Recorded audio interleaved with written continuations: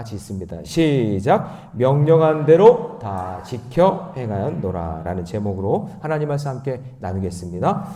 자, 우리는 5월 초부터 이제 예레미야 말씀을 함께 나누고 있는데요. 지난 시간에 예레미야 선지자가 살고 있던 이스라엘 땅이 이제 망할 수밖에 없었던 이유들에 대해서 이제 설명을 하시면서 우리 어제 시간이었을 거예요. 우리 박혜원 목사님 말씀을 통해서 이제 이스라엘 백성들이 어려워지니까 가난한 사람들이 많아진 거예요.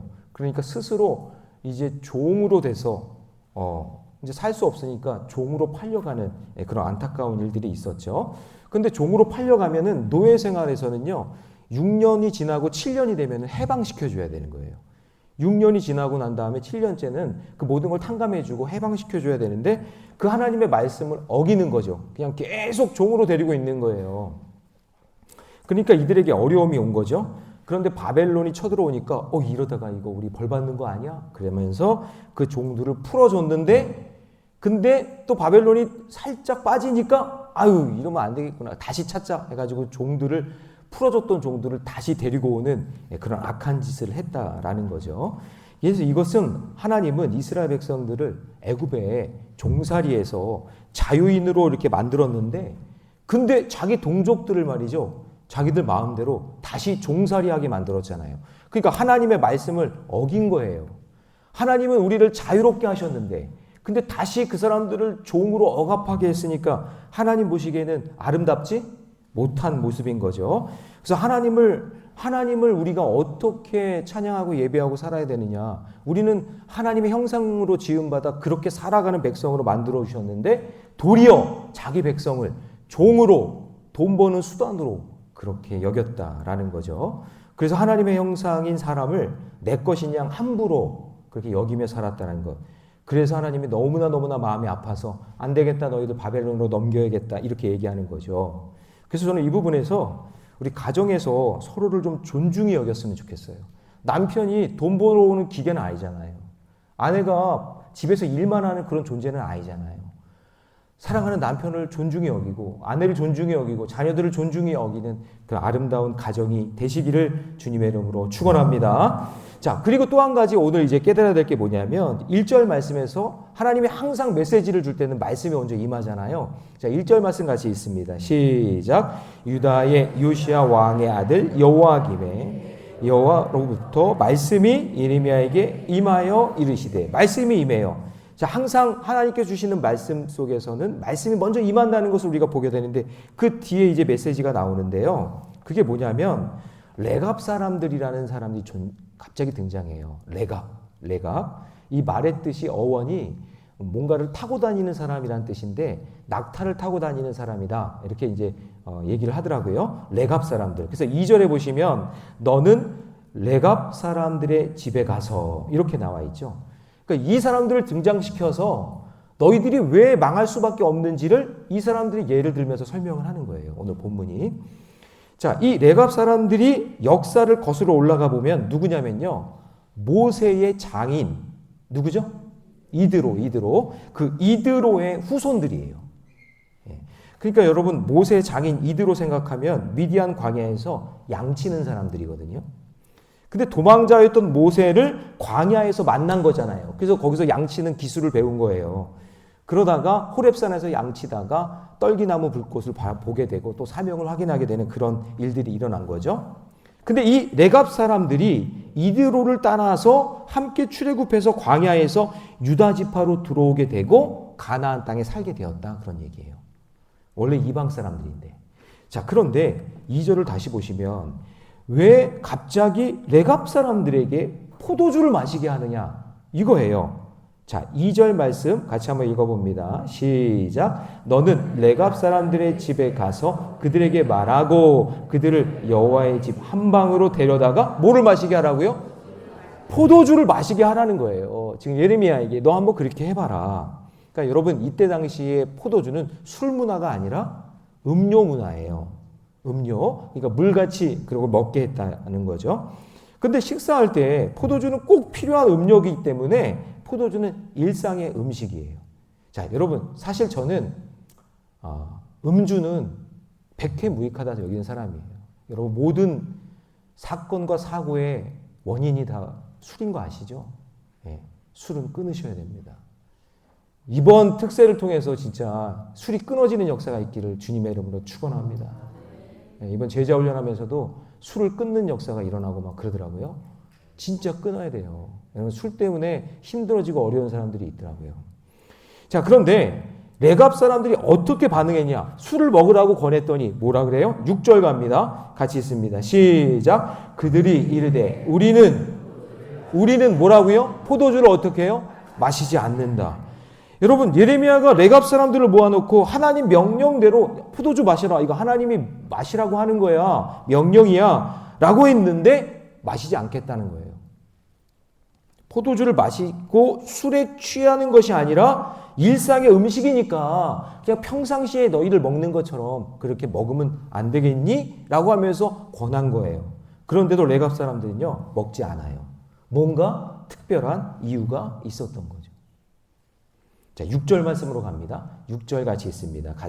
다 같이 읽어봐요. 시작. 그들이 이르되 우리는 포도주를 마시지 아니하겠노라. 레갑의 아들 우리 손조 요나답이 우리에게 명령하여 이르기를 너희와 너희 자손은 영원히 포도주를 마시지 말며. 그러니까 우리 손조 중에 한 사람, 여기 이 요나답이 언제 석 사람이냐면 250년 전 사람이에요. 250년 전에 레갑의 선조였던 요나답이라는 사람이 있는데 그 사람이 우리에게 포도주 먹지 말라라고 이야기했는데 우리는 그 250년 전에 이야기했던 이것을 지금까지 지킨다. 그러면 여러분 30이 한 세대라고 하면은 38이 24니까 한 8세대에서 10세대 그렇게 긴 시간이 지났는데도 그 선조가 말한 그것을 지켰다는 얘기예요. 그렇게 세월이 흘렀는데도 믿음의 선조였던 요나답이 말한 거예요. 할아버지 그 할아버지가 말한 그것을 지켰다. 그런데 포도주만 안 마신 게 아니에요.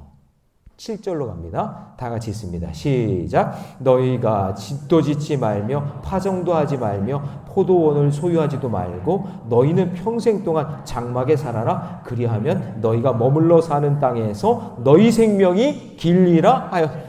아니 도대체 그럼 뭐 해 먹고 살라는 얘기예요. 이것도 하지 말고 저것도 하지 말고.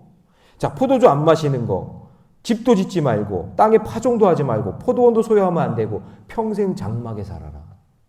그렇게 살 수 있겠어요? 여러분 사실 이건요 광야에서 목동들이 사는 방법이에요. 목동들이. 그러니까 정말 불편한 거죠. 가나안 땅에 들어왔으면 땅을 분배받고 정착해야 하고 집도 져야 하고. 아니, 아멘 좀 해보세요. 별로 관심이 없어요? 여러분도 레갑 자손이에요? 파종도 하고 집도 하고 뭐 이렇게 돈벌이도 있고 뭐 그렇게 살아야 되는 거 아니겠어요?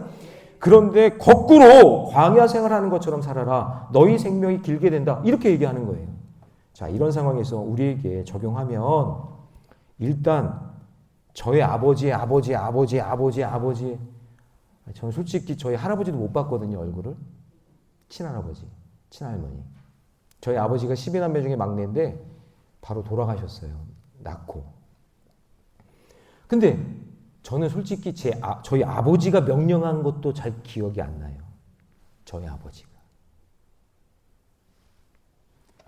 근데 여러분 그 명령을 알고 있으면서도 그거를 지키고 250년 전에 말한 걸 지켰다? 와, 이거 진짜 대단한 일 아니에요? 근데 여러분 지금 한 세대가 아니라 8세대에서 10세대가 지났는데 우리는 포도주 마시지 않습니다. 우리는 집도 짓지 않습니다. 파종하지 않습니다. 포도원 가지 않습니다. 왜냐하면 우리 믿음의 손조가 그렇게 말했기 때문입니다.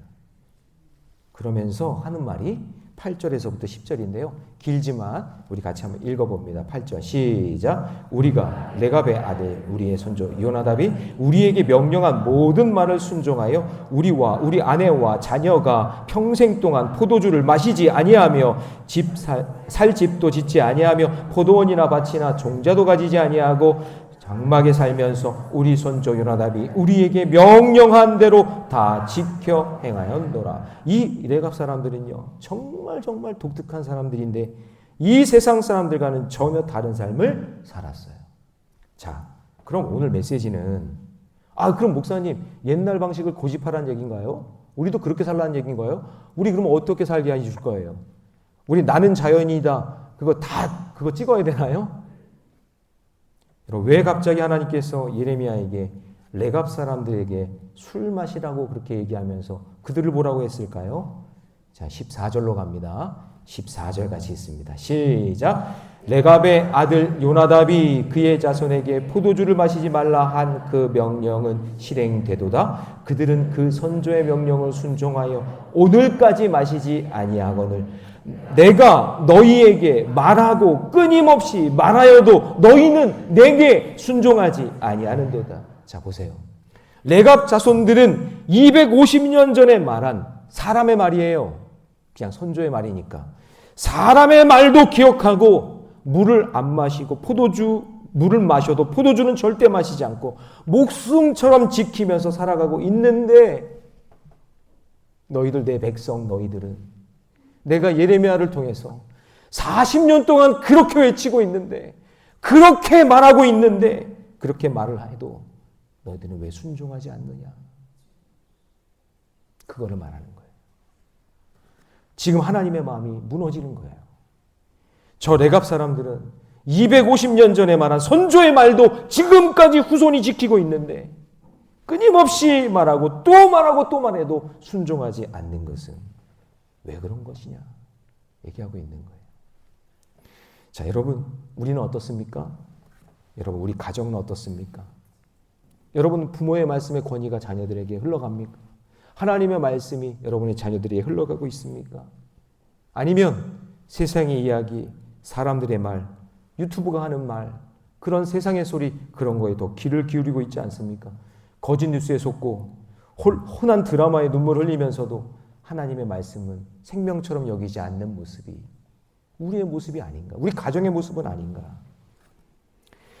요나답이 말한 내용을 지키는 것은 그들의 삶에 꼭 필요한 말이었기 때문에 사실은 지킨 거였어요. 왜 그러냐면요. 이 레갑 사람들이 맡긴 사명은 하나님께 드리는 제사에 양을 드리잖아요. 그러니까 그 양에 키우고 양을 공급하는 일을 누가 했냐면 레갑 자손들이 한 거예요. 그러니까 모든 제사에 양을 드리는데 그 양을 키우고 그것을 준비하는 그 작업을 누가 했냐면 레갑 사람들이 한 거예요. 그러니까 목동 생활을 할 수밖에 없잖아요. 목동들은 이곳에 갔다가 이것도 가고 저것도 가고 막 이렇게 움직여야 되니까 집 필요 없어요. 그렇죠? 포도원도 필요 없어요. 양을 키우는 사명을 하는 사람이 집이나 포도원이 있으면 그거 어떻게 동시에 다 해요? 못하니까 거기에 집중하라고 그들은 집도 포도원도 필요 없는 거예요. 그리고 여러분, 돌아가면서 지금도 여러분 양치는 사람들은요, 보초를 서요. 좋은 풀을 먹여야 되기 때문에 이곳에 가서 집을 지을 수 없으니까 서로 깨어서 양들을 지켜준단 말이에요. 그런데 포도주를 징탕 마시고 있으면 지킬 수 있어요? 못 지키죠. 내가 불침번을 서야 되는데 포도주 징탕 마시고 있으면 그거 가지고 술 취해가지고 어떻게 그걸 지킬 수 있겠어요? 그러니까 술을 먹으면 안 되는 거예요. 이리 때나 늑대가 나타나서 양들을 뺏어가니까. 이들 나름대로 여러분 하나님께 받은 사명을 지키기 위해서 250년 동안 양을 키우면서 포도주 안 마시고 집 짓지 않고 밭농사 안 하고 포도원 짓지 않았다. 그런 얘기예요. 레갑 사람들은 살아가기에 너무나 불편하고 힘들지만 이 현실을 뛰어넘는 하나님의 그 사명을 꼭 붙잡고 살아갔다라는 거죠. 그런데 지금 이스라엘 백성들이 하나님이 계속해서 말씀해 주시는데도 다 지켜 행하지 않고 자기 마음대로 동족으로 종을 삼아버리고 그리고 예레미야에게 40년 동안 외쳤는데도 불순종하며 살아갔다라는 것이죠. 오늘 여러분 마가특세 첫날인데 오늘 들려오는 하나님의 말씀이 여러분의 가족 가운데 여러분의 인생 가운데 그렇게 지켜지는 말씀으로 다 지켜 행하는 말씀으로 여겨지고 있는지 여러분 그것을 한번 생각해 보시기 바랍니다. 하나님 말씀보다 중요하게 여기는 것이 혹시 무엇이 있습니까? 요즘 나에게 끊임없이 말씀하시는데 그 말씀을 듣지 않고 있는 것이 있습니까? 이 변화하는 세상 속에 살아가면서 하나님의 말씀을 무시하고 지키지 않아도 된다고 말하면서 자기 마음대로 살아가려는 우리들에게 오늘 주님이 우리에게 말씀하고 있습니다. 하나님 말씀 속에 참 지혜가 있는 줄 믿습니다. 하나님 말씀 속에 참 생명이 있는 줄 믿습니다. 하나님의 말씀을 믿고 지켜야 여러분의 가정이 살아날 줄로 믿습니다. 하나님의 말씀을 듣지 않는 이스라엘의 모습이 하나님의 말씀보다 더 앞서가는 이스라엘의 모습이 우리의 모습이 되지 않도록, 우리의 가정의 모습이 되지 않도록 늘 말씀에 깨어있고 기도하는 저와 여러분이 되시기를 주님의 이름으로 축원합니다.